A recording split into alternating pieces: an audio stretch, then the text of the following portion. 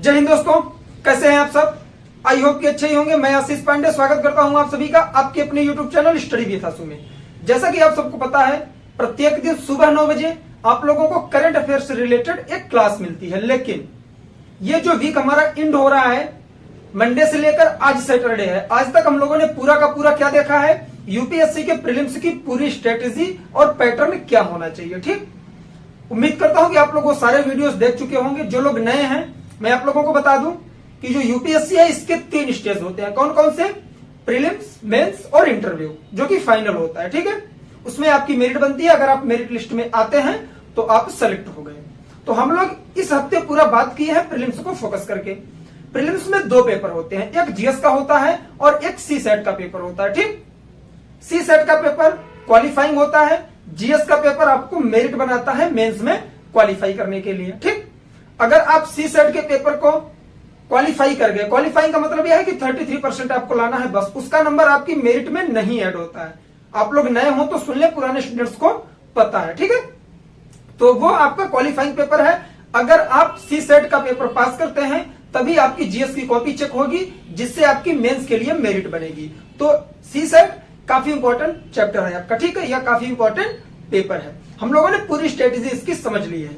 अगर हम लोग बात करें स्टार्ट कहां से किए थे, जो लोग नए हैं उनके लिए, सबसे पहले हम लोगों ने देखा था कि सी सेट का पैटर्न क्या है। उसके बाद हमने देखा कि सी सेट में रीजनिंग कहां से पूछती है, इंपॉर्टेंट टॉपिक। उसके बाद मैथ कहां से पूछता है, उसके इंपॉर्टेंट टॉपिक।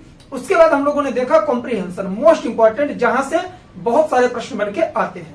ठीक, अब उसके बाद हम लोगों ने देखा क्या, जीएस का। सी सेट में, सॉरी, प्रीलिम्स में 2 पेपर मैंने आप लोगों को बताया, सी सेट और जीएस। सी सेट में हम लोगों ने 3 वीडियो देखे। ठीक है, और आज हम लोग बात करने वाले हैं किसके बारे में, जो स्टूडेंट्स साल 2021 में प्रीलिम्स का पेपर देने वाले हैं उन्हें क्या क्या सावधानी बरतनी चाहिए। ठीक है, आप कोई भी एग्जाम अगर देने वाले हैं तो एग्जाम के 1 महीने पहले आपकी स्ट्रेटेजी क्या होनी चाहिए। ठीक, तो हम लोगों ने प्रीलिम्स को समझा, सी सेट को समझा और प्रीलिम्स के जीएस पेपर 1 को कल समझा था हम लोगों ने। ठीक, कहां कहां से प्रश्न पूछता है। आज आप लोग वीडियो में लास्ट तक जरूर रहिएगा, क्योंकि हम लोग बात करने वाले हैं उस पूरे पैटर्न को कैसे हम लोग रिवाइज करें एग्जाम के 1 मंथ पहले। ये आप लोगों के लिए एक तरह से रामबाण का काम करने वाला है। ठीक, अगर आप लोगों ने इस पैटर्न के हिसाब से अपनी तैयारी की है और रिवीजन ऐसे की है, जो सजेशन मैं देने वाला हूं, अगर आपने इसे फॉलो कर लिया तो प्री आपका रुक ही नहीं सकता है। तो चलिए बिना किसी देरी के बोर्ड पर आते हैं, प्रत्येक दिन की तरह चीजें एक्सप्लेन करने की कोशिश करते हैं। सबसे पहला क्या है, मैंने क्या बताया कि जो पैटर्न आप लोगों ने समझा, जो सिलेबस आप लोगों ने प्रीलिम्स का समझा, उसे कवर कैसे करना है। कल के वीडियो में भी आप लोगों ने ये देखा था, लेकिन आज केवल हम लोग बात करने हैं लास्ट 1 मंथ की स्ट्रेटेजी के बारे में। एग्जाम के 1 महीने पहले हम लोग क्या करें। ठीक, सबसे पहला काम, पूरा सिलेबस कवर करें।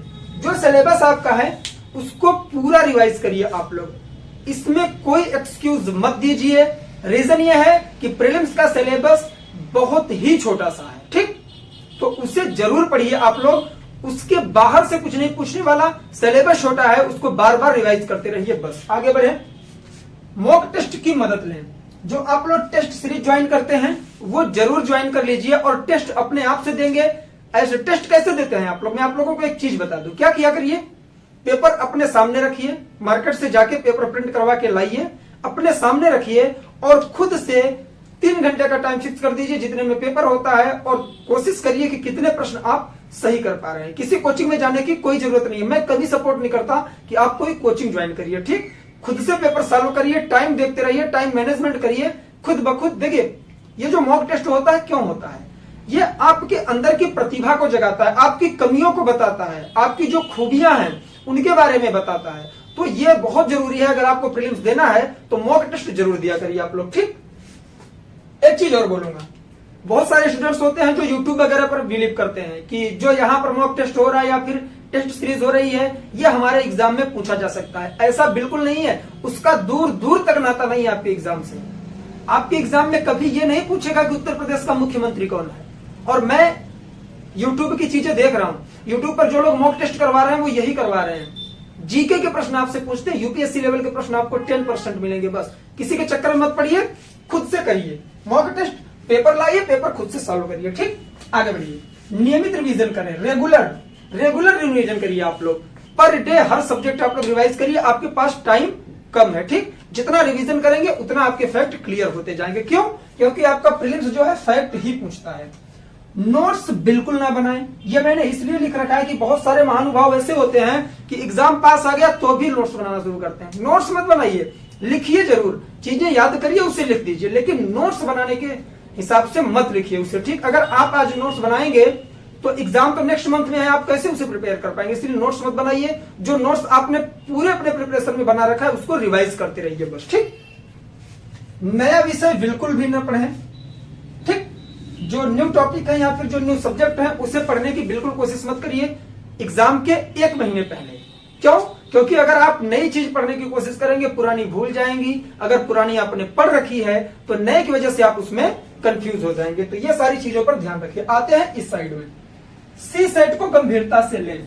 मैं आप लोगों को एक फैक्ट बता दूं, बहुत सारे स्टूडेंट्स हैं, एटलीस्ट आप भी ऐसे होंगे जो आप मेरे वीडियो देख रहे हैं, मैं ये चीज गारंटी के साथ कह सकता हूं कि आपने सी सेट की पढ़ाई एग्जाम से 1-2 महीने पहले स्टार्ट की होगी। ये बहुत गलत है।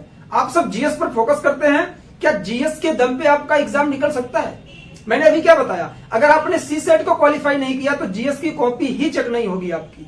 इस वजह से सी सेट को हल्के में मत लें, सी सेट पर फोकस करें और उसको भी पढ़ें। मैथ, रीजनिंग, कॉम्प्रिहेंशन 3 चीज है उसमें, सही तरीके से आप लोग अगर 2 महीने देते हैं तो आपका ये सी सेट क्लियर हो जाएगा। ठीक, तो सी सेट को फोकस करें, गंभीरता से लें, उसे हल्के में मत लें। ठीक, आगे बढ़िए। पिछले सालों के पेपर की मदद लें। ये जो आपके प्रीवियस ईयर पेपर होते हैं ना, ये रडार की तरह काम करते हैं। आपको पैटर्न बताते हैं, आपको एरिया बताते हैं वो कि यूपीएससी प्रश्न कहां से उठा रहा है। ये गलती कभी मत करना आप कि जो पेपर आप सॉल्व कर रहे हैं उसका कोई भी प्रश्न आप पे रिपीट होगा। कोई भी प्रश्न रिपीट होने वाला नहीं है। लेकिन एग्जाम्पल मैं आप लोगों को बताऊं क्या होता है। जैसे इंडस वैली सिविलाइजेशन से प्रश्न बन रहा है, सिंधु घाटी सभ्यता से। ठीक, अगर पहली बार आपसे पूछा है कि उसकी खोज किसने की है तो दूसरी बार आपसे उसकी विशेषताएं पूछ सकता है। टॉपिक वही होगा, प्रश्न चेंज हो जाएगा। यह है आपका प्रीवियस ईयर सॉल्व करने का तरीका। प्रीवियस ईयर का पेपर सॉल्व करने का मतलब यह है कि प्रश्न किस टॉपिक से, कहां से, किस लेवल के बन रहे हैं, ये चीज आपको पता लगती है। ऐसा नहीं है कि आपने वो चीज सॉल्व कर दिया तो आप पूरी तरह से एग्जाम क्रैक कर गए, बिल्कुल नहीं। एक भी प्रश्न आपका रिपीट होता ही नहीं है यूपीएससी में। स्टेट पीसीएस वगैरह में तो कभी कभार वो रिपीट हो जाता है, लेकिन यूपीएससी ये गलती कभी नहीं करता। वरना जितने स्टूडेंट्स यहाँ कहीं मुखर्जी नगर में, कहीं दिल्ली में भटक रहे हैं, वो भटकते ना, प्रैक्टिस सेट लेते, घटना चक्र लेते, रट्टा मार जाते और एग्जाम में टॉप कर जाते। ठीक, तो यूपीएससी की स्ट्रेटजी बहुत ज्यादा है। सही तरीके से प्रिपेयर करिए खुद को, तभी आप इसके हिस्सेदार बन सकते हैं। वरना आपको पता भी नहीं लगेगा और आप यूपीएससी की रेस से बाहर हो जाएंगे। आपको ऐसा लगेगा कि आप रेस में बने हुए हैं क्योंकि आप 8-10 घंटे पढ़ रहे हैं, लेकिन जाना आपको इधर है, आप जा इधर रहे हैं। ठीक, प्रिपरेशन करेंगे, आप हार्डवर्क करेंगे, लेकिन जब आपका डायरेक्शन सही नहीं होगा, आपको गाइडेंस सही नहीं मिलेगी तो आप भटक जाओगे। तो इस वजह से प्रिपरेशन करिए, हार्डवर्क करिए, लेकिन साथ साथ स्मार्ट वर्क करते रहिए। आपको वही चीजें पढ़नी है जो यूपीएससी पूछ रहा है। ठीक है, तो पिछले साल के पेपर पढ़ने का मतलब यही है कि आपको पैटर्न के बारे में पता चलता है, यूपीएससी के माइंडसेट के बारे में पता चलता है कि प्रश्न कहां से उठ रहे हैं, किस एरिया से उठ रहे हैं। ऑटोमेटिक आपको क्या होगा ना, एनालिसिस होने लगेगा माइंड में। आपने पिछले 10 साल के पेपर सॉल्व किए तो खुद आपको लगेगा कि हाँ, यहां से प्रश्न अब बन सकता है। क्यों? क्योंकि पिछली बार इस टॉपिक से ऐसे प्रश्न बना था। तो पिछले साल के पेपर सॉल्व करने का मतलब यही है कि आपको पैटर्न पता चलेगा और उसकी पूरी एरिया पता चलेगी कि कहां से प्रश्न उठ रहा है। तो ये बहुत कंपलसरी है, मोस्ट इंपॉर्टेंट कर लीजिए। प्रीवियस ईयर के पेपर आपको कम से कम 15 से 20 सालों का सॉल्व करना चाहिए। ठीक, आगे बढ़े। करंट अफेयर पर फोकस करें। ये मैंने क्यों लिख रखा है, देखिए एक चीज मैं आपको बता दूं, जो 2021 का प्रीलिम्स देने वाले हैं, इस महीने का करंट अफेयर अगर आप नहीं पढ़ेंगे तो भी कुछ नहीं होगा। लेकिन ये पढ़ना इसलिए कंपलसरी है आपको क्योंकि मेंस में भी यहां से प्रश्न बन सकता है। ठीक, अब ऐसा होगा जैसे मान लीजिए कि जो 10 अक्टूबर को एग्जाम देने वाले हैं वो लोग कहेंगे सर हम अफगानिस्तान और तालिबान के बारे में पढ़ेंगे ही नहीं, जो नए चेंजेस हुए हैं। सही बात है, उसके बारे में आप जानते रहिए, प्रश्न बन सकता है जीके के तौर पे, लेकिन करंट का प्रश्न नहीं बनेगा। क्योंकि यूपीएससी का जो एग्जाम होने वाला है उसका पेपर बन चुका है पहले से। ठीक है, तो आपके प्रीलिम्स में तो नहीं पूछेगा लेकिन मेंस में पूछेगा। इसलिए करंट आप लोग डेली देखते रहिए और कोशिश करिए कि ज्यादा से ज्यादा करंट के टॉपिक IR से उठाइए। आप लोग कहां से? इंटरनेशनल रिलेशनशिप, अंतरराष्ट्रीय संबंध। यह आपके मेंस में, मुख्य परीक्षा में सामान्य अध्ययन GS पेपर 2 में एक अलग से टॉपिक दिया गया है, इंटरनेशनल रिलेशनशिप, अंतरराष्ट्रीय संबंध। तो जो मॉर्निंग में मैं आप लोगों के लिए वीडियो प्रतिदिन लाता हूं उसका नोट्स जरूर बनाइएगा। आपको पता है ना, बूंद बूंद से घड़ा भरता है, तो इस वजह से जो मैं डेली वीडियोस ला रहा हूं उसे हल्के में लेकर मत चलिए। जो स्टूडेंट्स एक्टिव हैं वो जानते होंगे उसकी इंपॉर्टेंस। क्यों? क्योंकि वे प्रीवियस ईयर के पेपर वगैरह सॉल्व किए होंगे। मैं वही इश्यूज लेके आता हूं मॉर्निंग वाली क्लास में जो आपके एग्जाम के पॉइंट ऑफ व्यू से इंपॉर्टेंट होती है। ठीक, इस वजह से करंट पर फोकस करिए और वीडियोस के नोट्स कंपलसरी है कि बनाते रहिए। कल आप जब एग्जाम दोगे तो आपको पता लगेगा कि मैंने आप लोगों के लिए क्या चीजें दी है। ठीक, चलिए, सारा का सारा पैटर्न समझ में आया। पूरा सिलेबस कवर करना है, मॉक टेस्ट देना है, नियमित रिवीजन करना है, नोट्स बिल्कुल ना बनाएं प्री के हिसाब से, नए विषय पढ़ने की बिल्कुल कोशिश ना करें, सी सेट को गंभीरता से लें, मैंने पहले ही बता दिया। और हाँ, एक चीज मैं आप लोगों को बता दूं, आज मैं पेपर देख रहा था प्रीवियस ईयर के, सिर्फ आप लोगों की वजह से। मैंने कहा यार मैंने आप लोगों को बता तो दिया, क्योंकि मैंने बहुत पहले पेपर वगैरह देखे थे, वही पैटर्न मैंने तैयार करके माइंड सेट किया और आप लोगों को टॉपिक बता दिया।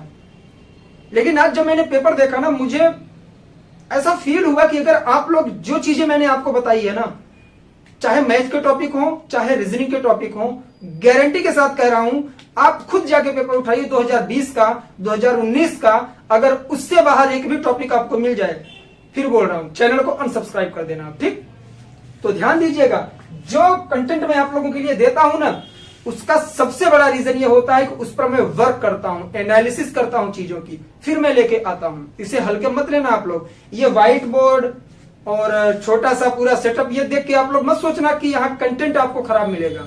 वीडियो की क्वालिटी आप लोगों को सही नहीं मिल सकती, नॉइस आपको सुनाई देगी, लेकिन जो कंटेंट होगा उसकी मैं गारंटी ले सकता हूं कि यह कंटेंट आपको कहीं नहीं मिलने वाला है। इसलिए जो चीजें जहां से मिले उसे उठाते रहिए। मैं आप लोगों को कभी ये नहीं बोला कि आप सिर्फ मेरे चैनल पर रहिए, सारे चैनल पर घूम लीजिए, जहां संतुष्टि मिले वहां रुकिए, क्योंकि आप लोगों का सिलेक्शन ज्यादा जरूरी है, चैनल जरूरी नहीं है। ठीक, अगर आपको लगता है कि यहाँ आप लोगों के लिए हेल्पफुल कंटेंट मिलता है तो आपका स्वागत है, रुकिए, ज्वाइन किए रहिए। और ये तो मैं गारंटी के साथ कहता हूं कि अगर आप लोग साल भर चैनल के साथ बने रहे, 2022 वाला एग्जाम मैं आप लोगों का क्रैक करवा के मानूंगा। सारे सब्जेक्ट के नोट्स PDF के तौर पर देने वाला हूं, और वो नोट्स मैं दूंगा जो आप लोगों को पेड कोचिंगों में नहीं मिलेगा।